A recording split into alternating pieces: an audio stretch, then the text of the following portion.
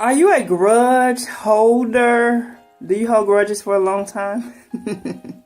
And I know that we can be upset with people, but it doesn't mean we have to hold a grudge. So are you a grudge holder? Does it take you a long time to forgive people when they do something to you? Are you jealous and envious of people for no reason? Do you hate on people that you don't know for no reason? That a lot of that is going on. How do you handle it when you're in conflict? How you handle adversity shows your level of maturity. You can be super spiritual. You can be all this. You can be a pastor. You can be leadership in church or whatever. But how do you deal with people when the situation is uncomfortable? How do you deal with people? How do you deal with them after that? Does it take you a long time to forgive? Do you hold grudges? Some of y'all been holding a grudge against somebody for 2 weeks. And I say that's too long. A day is too long. 24 hours is too long. I know it may take you some time to cool off because some of the feelings that we feel are hurt. And it's not just, that you're not forgiving the person, but sometimes there's a wound there. And I know it takes time to heal that. But I'm saying, but do you forgive that person? Are you forgiving? My pastor says he won't marry a couple unless they've had an argument. And you know why that's important? It's because you need to know how a person handles anger. You need to know how long they're going to hold it against you. Because if you're in a relationship and that it takes them so long to forgive you and they keep harboring that stuff, that's not good. You don't know what might happen in that relationship. And it's not going to be good because they're harboring instead of talking it out and communicating. Do they cut you off and not talk to you for 3 and 4 weeks because something happened they didn't like? And instead of them talking about it, they would rather avoid you or just not talk to you or deal with you. That's not a good sign. When I get married, I don't want to marry somebody that holds grudges for a long time. And I know that we deal with some sensitive issues, mothers and sons and daughters and fathers and all kind of stuff like that. But we can't continue to hold a grudge and hold unforgiveness. Some of y'all been holding grudges for 20, 40 years. And you still feel the same way as if the thing just happened yesterday.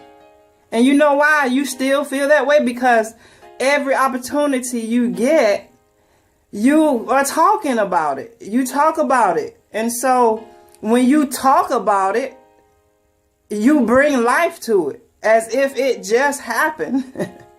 And so I think it's in Matthew chapter 18. Peter was asking Jesus about, how many times should we forgive our brother? 7 times a day? They keep doing the same thing. And Jesus said, he said, no, 70 times 7. That's 490 times. And I'm like, well, ain't nobody gonna sin against nobody that much. I mean, we're not even around 490 people a day, even if that was the case. And so this is what I heard, that a lot of times we replay thoughts of what happened to us. We play them. We replay it over and over and over again. And our brain is designed so skillfully by our Creator that we have the same feelings that we had when it first happened. And that can be good and bad. Because we can have this good feelings of good memories, but we can also have bad feelings of bad memories. I took a psychology class, y'all.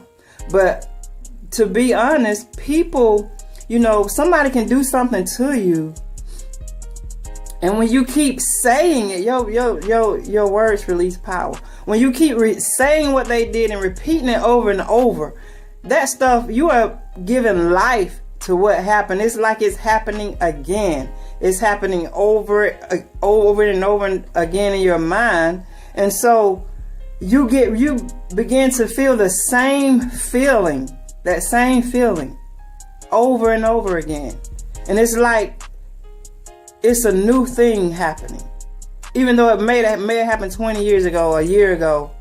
So what we have to do when Jesus said 490, he said 70 times 7. When the thought comes of what happened, we have to open our mouths and say, I set my will to forgive. I forgive whoever. I forgive. And you have to cast down thoughts with words. You can't just sit there and let the thought happen. I mean, we do have, some people say we don't have control over our thoughts, but we are able to cast down thoughts. In Corinthians, it says casting down imaginations and every high thing that exalts itself against the knowledge of God. And we bring every thought captive to the obedience of Christ. And when we are talking, it's hard for us to continue along a thought pattern. So when that same situation comes up, you have to say, I set my mind to forgive. And I cast you out. I cast out this thought of unforgiveness. You know, it's in the past. Jesus forgave us, and he didn't only forgive us. It says that our sins are in the sea of forgetfulness. And so we have to, and I know it's hard, you know, when people do stuff to you and you're like, I love people.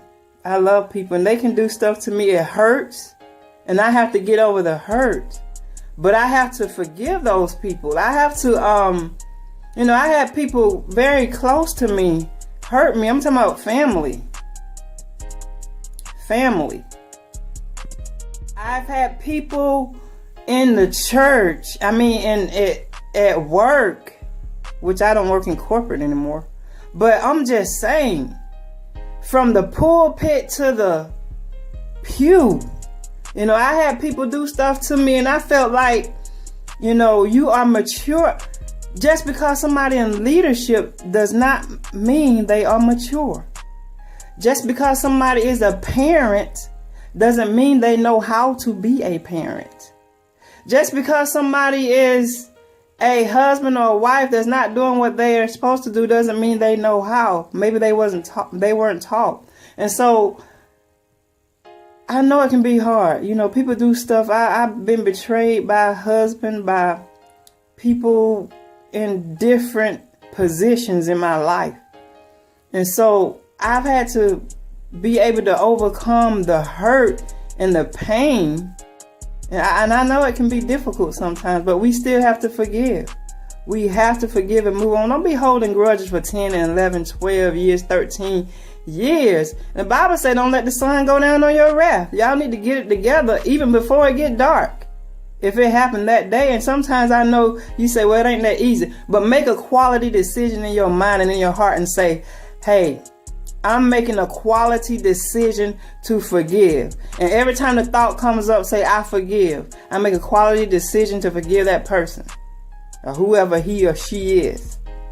How can you hold grudges, go through your life holding grudges? I mean, you can get in the habit of doing that. And so everybody that comes in your life or does something to you that you feel like is not right, you cut them off and you never speak to them again. You don't receive their text message, don't receive their phone calls, block them off social media.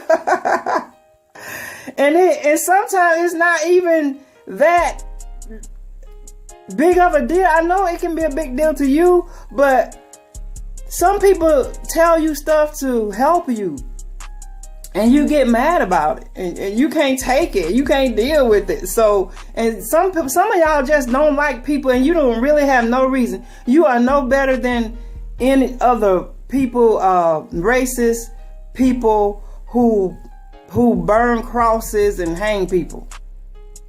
Some of y'all are like that. You don't like somebody, you don't really have a reason. You just maybe jealous or whatever. And you don't even have a reason. You just like that. That's not of God. That's not the love of God. And that's something you need to deal with. Something I have to deal with. I have to deal with me. And so when I read the word, I'm like, oh Lord, you got to help me with this. You know? And I'm not going to hold y'all long today. I just want to talk about dealing with these grudges, unforgiveness, jealousy for no reason, not liking people. And they haven't done anything to you. Where do we get off on that? Some people will never like your post on Facebook. And it ain't got nothing to do with that you've done something to them. It's because they're just like that. For no reason. Why?